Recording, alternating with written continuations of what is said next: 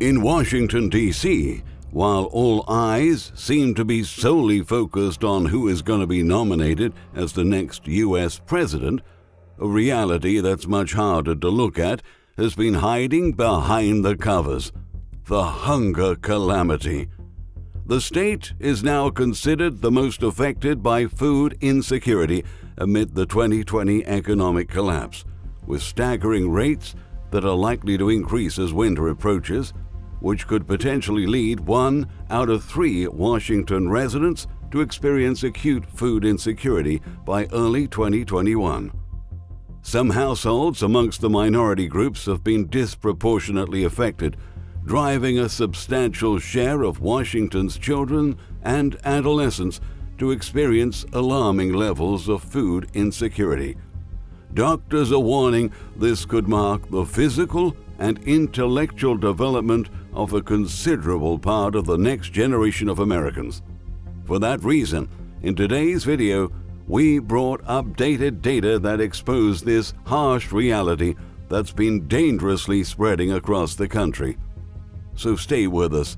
Don't forget to give this video a thumbs up, share it with friends, and subscribe to our channel to keep updated with the next unfoldings of the 21st century economic depression.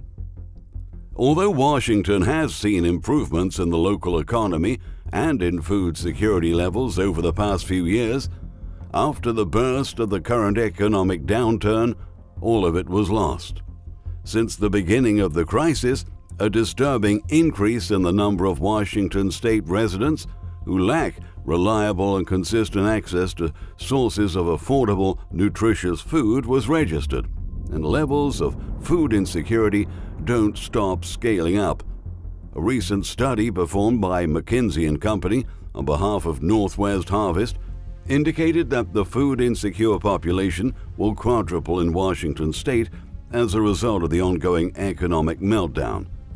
AgriPulse, the largest Washington, D.C. editorial team focused on food and farm policy coverage, has defined food insecurity as a condition in which households or individuals are either uncertain of having enough food or are unable to afford enough food to meet their basic needs. In a recent opinion piece by Dilip Bagel and Denise Chung, it was reported that 80% of jobs are currently at risk due to the deteriorating conditions of the present crisis. And in addition to another surge in viral cases, 2.2 million people could experience food insecurity in Washington state. One of the reasons for such an alarming figure is also related to the lack of proper distribution of vital assistance to food insecure individuals and families. This number is almost 4 times more than the rates of people who faced food insecurity prior to the current collapse, configuring nearly 500,000 newly affected individuals. Across the state, some counties might be particularly hard hit, with dramatic spikes in food insecurity predominantly concentrated in western Washington. The 3 largest counties in Washington, King, Pierce, and Snohomish, represent over 50% of the total food insecure population in the state, while 9 counties out of 39 are home to roughly 80% of all food insecure households.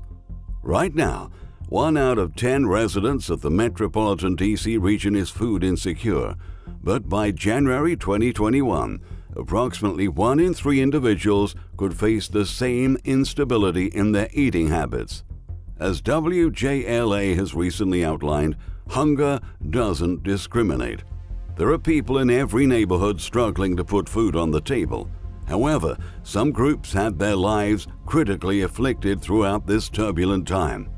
For instance, research performed by the U.S. Centers for Disease Control and Prevention found that racial and ethnic minorities suffer both a greater burden of disease and a greater risk of health complications from the current widespread viral infection. Furthermore, data has pointed out that people of color more broadly hold a disproportionate number of at-risk jobs that could be lost during the mandatory business shutdowns. Consequently, people of color are more likely to suffer from food insecurity. Low-income, vulnerable communities and populations such as seniors, children, people experiencing homelessness, and undocumented immigrants in D.C.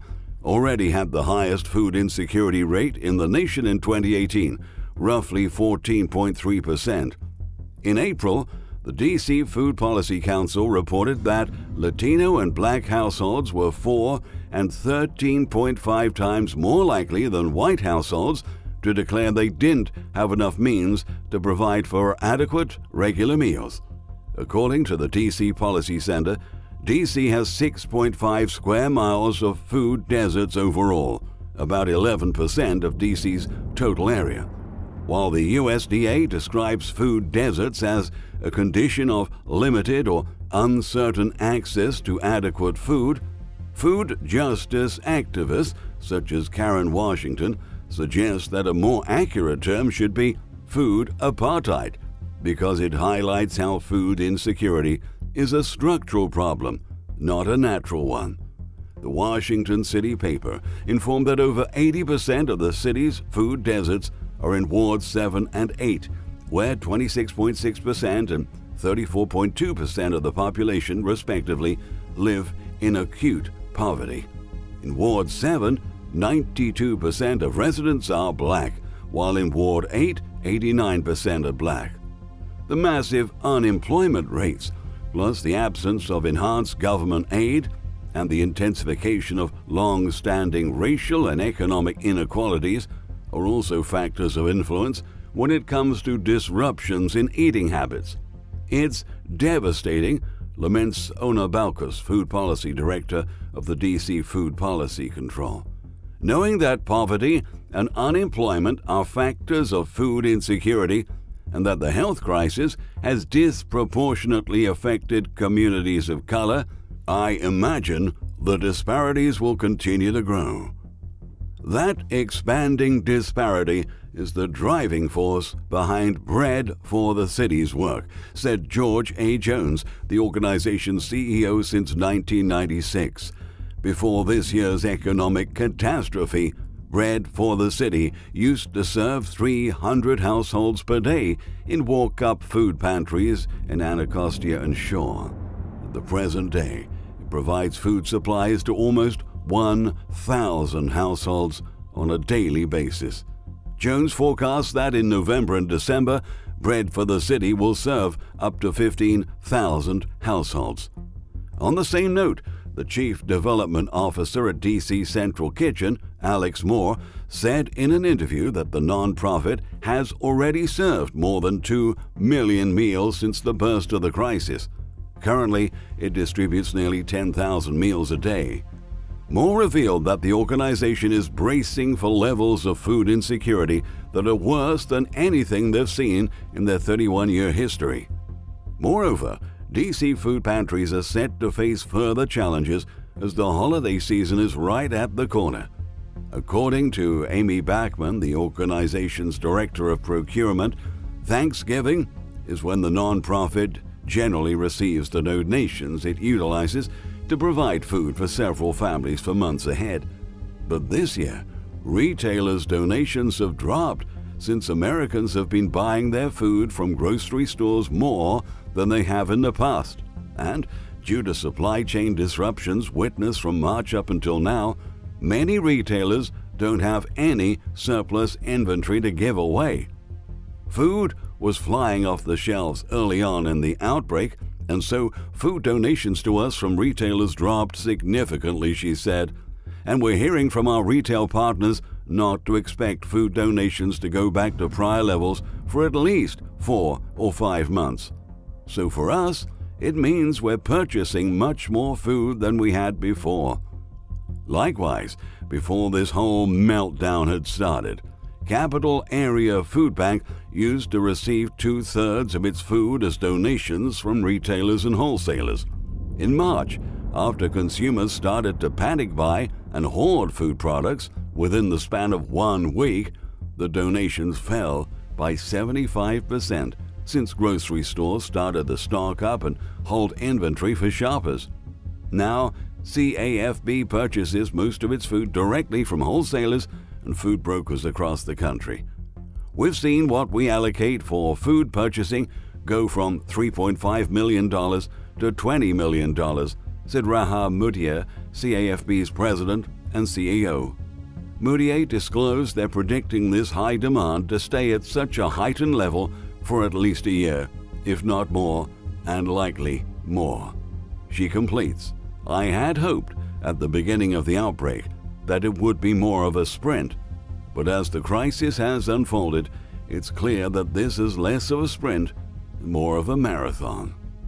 Even more concerningly, while 16.7% of adults in the district are projected to be food insecure, 28.6%, or nearly one-third of all state residents facing meal instability, are teenagers and children, informed the D.C. Food Policy Council's report.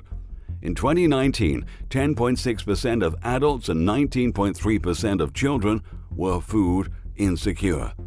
The shocking increase of roughly 6% for adults and almost 10% for children emphasizes how the tragic hunger crisis can influence the physical and intellectual development of the next generation. Doctors have been warning that the lack of nutritious meals in developing areas can have lasting effects both physically and psychologically, which implicates that food-insecure children may not be able to evolve as others who have access to proper diets even after their situation improves, since the first years of their lives are crucial to the formation of their brains. On the other hand, food-insecure adolescents might present anxieties and other mental health disorders very early in their teen years. As a result, school and college dropout rates are likely to soar in the coming years. Conversely, an analysis by Princeton University's eviction lab with over 2,600 women with children who were evicted this year found that within a year's time, these women are more likely to develop physical and mental health issues than any other group. As Jones said during an interview, this isn't only a hunger crisis, as it is a housing and an income crisis, raising concerns about how an economic recovery can take place while 11% of the American population is on the brink of famine. Yes, you heard it right. The biggest superpower in the world now has more than 10% of its population facing starvation and being pushed to poverty lines. The Food Research and Action Center published a report announcing that the number of people in the U.S. experiencing a persistent lack of food sometimes or often skyrocketed to above 29 million people in July. This is approximately 4 times the number of such people in 2018, when 8 million adults were in this category. In D.C. alone, according to CAFB estimates, the current number of people who are food insecure could still rise by as much as 48 to 60%. What does a region with nearly 500,000 people experiencing food insecurity look like? A WJLA article asked. It looks like the place we call home. The article expresses that one of the hardest facts about hunger is it's much more far-reaching than many people realize. Most families struggling with hunger are living in the apartments and houses we can commonly pass by. They can ride the metro beside us, work in the businesses we frequent. Just about 5% of the people relying on food banks are homeless. The rest live in homes all around the region. In times when social and economic misery continuously grows, budgets get tight and it becomes harder to escape food insecurity. Typically, food is one of the first items that get cut when people lose their main source of income. The article explains this is why single parents holding down 2 or 3 jobs to make ends meet, workers living paycheck to paycheck who experience a sudden job loss, college students working their way through school, and seniors on fixed incomes are all among the people who have had to make the choice between food and expenses like housing and medicine. Since our leaders and those who are in privileged positions seem to insist on keep looking the other way, the cost of inaction will be very high. The severity of the hunger crisis will impact workers' productivity, healthcare costs, education rates, social parity, and most importantly, the mindset of hard-working Americans that always contributed to the progress of our country, and were now left with empty stomachs, huge debts, and no viable life prospects, while those who should be for us are giving themselves the luxury of just assessing their own interests.